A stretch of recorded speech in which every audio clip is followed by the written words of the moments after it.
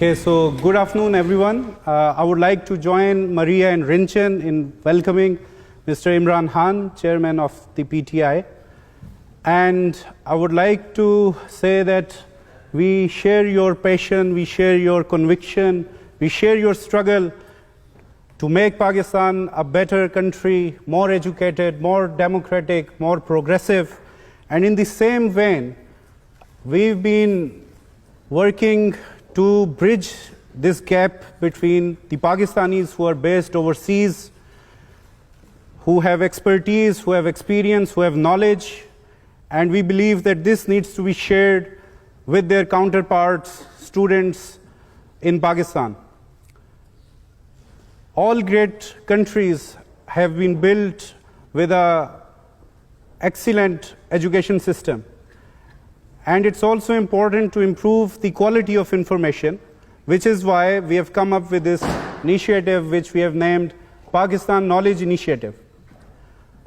So what this initiative is, we want to create academic linkages between the Pakistani academics, students, professionals who are based all over the world, who have gained valuable experience. And we want to have some seminar series started in Pakistan where they can go and speak to the students, interact with them, and share their experiences with the students in Pakistan. And not just that, but they can also financially contribute by making donations for a number of projects. For example, the Namal College, the Namal Knowledge City project, which is also one of the most ambitious projects which were initiated by Imran. I've been involved with the organizing of Pakistan Future Leaders Conference for the last 3 years. And every year I used to think that yes, we all gather here every year in Oxford from all parts of the country, and we do sit down, deliberate, debate on the key issues that face Pakistan, which is good in its own right and it should be done more often. But I always used to think that something concrete, something practical should also come out of these gatherings that we have every year. So this time when Jonathan Marmegan came up to us and we started thinking around various ideas, this one clicked. And then with the generous support of a number of key contributors, we've got Samiullah Saab, Oxford Aviation, and from Tech Access, Sardar Ghalib Saab, we've got Muzaffar Chaudhry Saab here. With the contribution of a lot of these people and with the support of the academics, students, professionals who have gathered here, come from all over the country, today we have launched the Pakistan Knowledge Initiative, and I'm sure that it's going to play a vital role in making Pakistan better educated and more educated.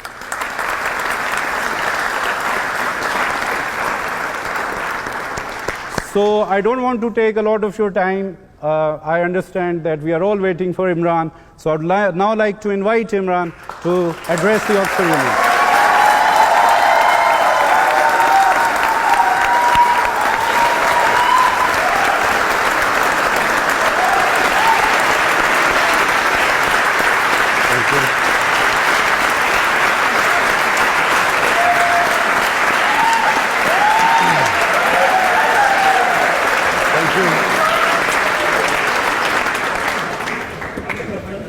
Adnan, thank you very much. I would like to thank the Oxford Union for inviting me here, Pakistan Oxford Society, and especially this, the Pakistani Knowledge Initiative taken by Adnan and his team. As he quite rightly said, knowledge is the basis on which nations are built on, and this is a great initiative because this will enable our best talent pool, which is outside Pakistan, to coordinate this talent pool so that we can not only collect money for Namal University, but also have the knowledge capital. We need PhDs, we need professors to come and work in Namal University, which is my passion. My mission is politics, my passion is this university, which I hope will, inshallah, become the Oxford University of Pakistan. The topic today is leadership, and I'm conscious today because my two boys are here, and I don't want them to be bored, so I'll try and be very crisp today, because the first time they've come to hear me. Leadership. All of us have the ability to be leaders. Everyone has the potential to become a leader. What makes a leader? The first and foremost is the vision. Leaders have dreams. And those dreams are beyond the self. There has never been a leader whose dream is concentrated on the self. So my great inspiration is the great Iqbal. Iqbal, in my opinion, was probably the greatest Muslim philosopher in the last 500 years. And he came up with this concept of a leader. He used the symbol of Shaheen, the eagle. And why did the eagle soar above everyone else, which is what makes a leader? Because the Shaheen, the eagle, broke away the chains that keep us grounded. So what stops us from achieving this great God-given potential are the various chains that make us tread the trodden path. So the Shaheen, the eagle, has great dreams. The difference is not talent, difference is not education. Difference is that a leader dreams what others are scared to dream of. Dream the impossible. And then that dream is, as I repeat, is not based on the self. They always think bigger than themselves. It's either their nation, their society, and then they struggle to achieve that dream. Now, the quality that distinguishes leaders is their ability to take pressure. Winston Churchill became a leader in Britain. When the biggest crisis was faced by the country, they looked upon someone who could take the pressure. How do you take pressure? When you struggle. When you struggle and when you have setbacks, you pick yourself up, you resume your struggle. It's eventually you get stronger. Each time you pick yourself up, you get stronger. So, a Nelson Mandela, it's 27 years the man spent in jail. But his dream was not restricted to himself. He was offered everything. The apartheid regime offered him everything except what he wanted. One man, one vote. A leader never compromises on his dream. The moment you start a compromise, it's a downward spiral. So, it's when you stick to your dream and take all the pressure which you have to achieve that dream, you build that resilience, the endurance, the strength. And it's like physical exercise. The bigger weights you pick up, the stronger you get. The more you pit yourself against resistance, the stronger you get.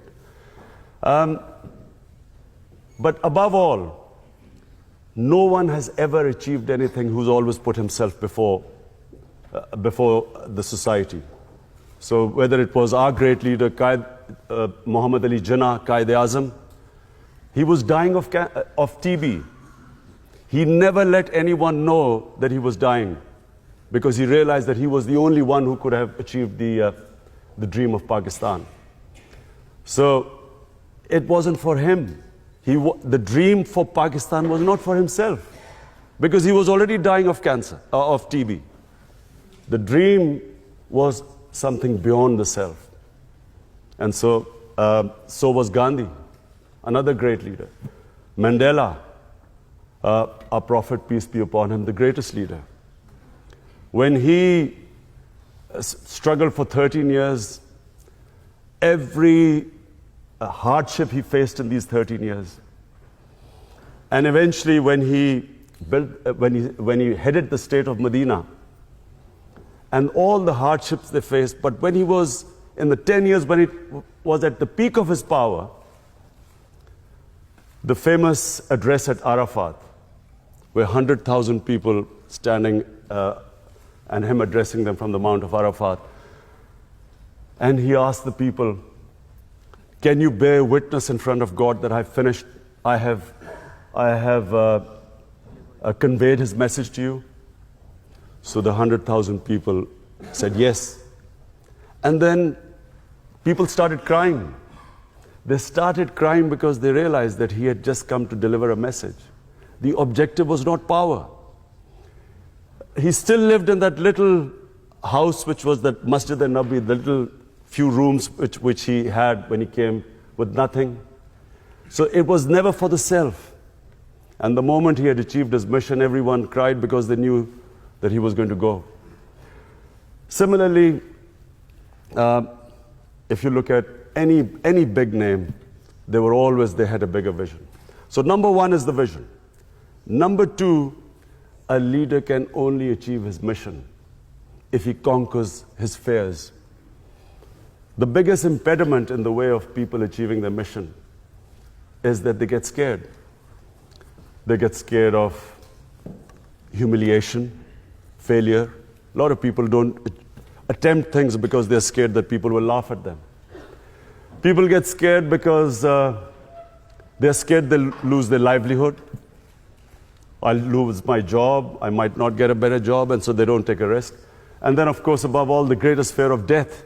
That stops people from chasing their dreams. So fear is the biggest impediment in the way, not just of someone becoming a leader, but from anyone achieving their potential in life. It's fear that stops us along the way, makes us compromise. In my 13 years in politics, so many times, in 16 years in politics, so many times, I was offered compromises to become part of a government, accept something less. There's always a temptation during bad times to accept something lesser than your dream. And that's where the downward slide, as I said, starts. So fear is, you get scared along the way, people will say you can't do it. The moment you accept in your mind that you can't do it, you won't do it. As long as you do not accept defeat, failure cannot defeat you. You only lose when you give up. As long as you keep pursuing your dream, every setback is a time to analyze where you went wrong. Analyze your mistakes, correct them, pick yourself up, start your struggle again. One of the great attributes of a good leader is his ability to analyze where he went wrong. The ability to be their own best critic. They should be able to analyze, because you can always come up with a wrong analysis and go take the wrong road. When you have a setback, you will always have access to a lot of advice. A lot of people will be giving you suggestions. Suggestions are free, so there are plenty of them. It's then the ability to know, and you should be your own best critic. And finally, a leader must have integrity. You cannot have a leader who does not have credibility. People only follow someone who they trust. So all the great leaders, and our great leader, Jinnah, or even his opponents always knew him to be an honest man. He spoke straight, people trusted him, they knew where they stood with him. Of course, that was also the greatest, our prophet, peace be upon him, was called the honest one, the truthful one, Al-Amin. A leader cannot not be credible. You can't be a leader if you do not have credibility. So credibility is one of the biggest reasons why people follow you. They have to trust you to go out and risk their lives for you. So all great leaders always were trusted by the people who followed them. So these are the three main qualities that makes a leader. From my own experience, I found when I played cricket as captain, cricket was the only sport that needs leadership. No other sport needs a leader. The coach is everything. I found in cricket that when the chips were down, the entire team looked towards the captain. Captaincy only came in moments of crisis. If you were doing well, you didn't need a captain, but you needed a captain when there was a crisis. And the moment the captain went down, the team went down with him. As long as the captain would not accept defeat, the players always looked at his body language, not the speeches he made. What was his body language? If his body language betrayed fear, or if the body language reflected defeat, the team would give up. When I was building the hospital, it was far more difficult than something I had ever done on the cricket field. And all along the way, there were people who used to say, you can't do it. The first ever meeting we had, we were trying to clear the concept of building a cancer hospital in Pakistan. So I had 20 doctors, top doctors from Lahore invited to give me advice how to start, how to build a cancer hospital. 19 out of 20 said you cannot build a cancer hospital in Pakistan. The government of Punjab had tried, they had failed to build the hospital. Only one said that you can build a hospital, but that doctor said that you cannot treat cancer patients free.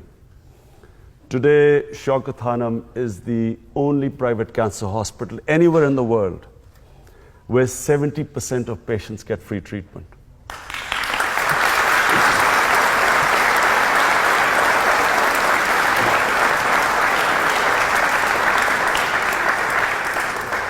It was awarded by the World Health Organization. WHO awarded Shaukat Hanum for services to humanity as the only private cancer hospital, which is also the biggest charitable institution in Pakistan. And then when I came into politics, for most of my 16 years of politics, people laughed, made fun of me. He's too naive, doesn't understand politics. And all along the way, I was told one thing. To succeed in Pakistani politics, you have to do as the Romans do. So you have to make compromises and so on. And I was always offered compromises. Today, the only reason Tehreek-e-Insaf is by far the fastest growing party in Pakistan, had I compromised, this would not have happened. It's because people in Pakistan, as they say, an idea whose time has come. Finally, people have realized that it's the only political party that they can trust. Tehreek-e-Insaf is the fastest growing party in Pakistan's youth because the youth wants change. And although even the other status quo parties talk about change, the youth of Pakistan today trusts Tehreek-e-Insaf. Had I compromised along the way, this would not be the position today. And it certainly would not be the position where Tehreek-e-Insaf today is poised. And I'm making a prediction in front of all of you. The next election will be swept by Tehreek-e-Insaf.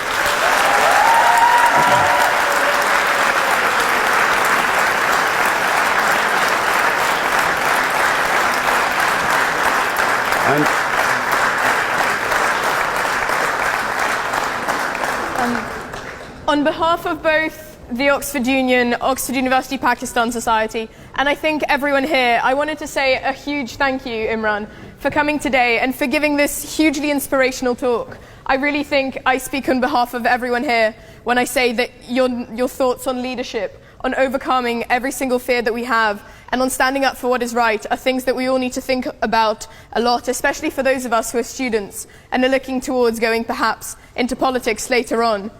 As a small thank you from the union, as a former alumni, you said that this might be the last time that you ever come to visit us. So we wanted to give you a photo of, from one of our archives of what the chamber used to look like when Benazir Bhutto was president. As a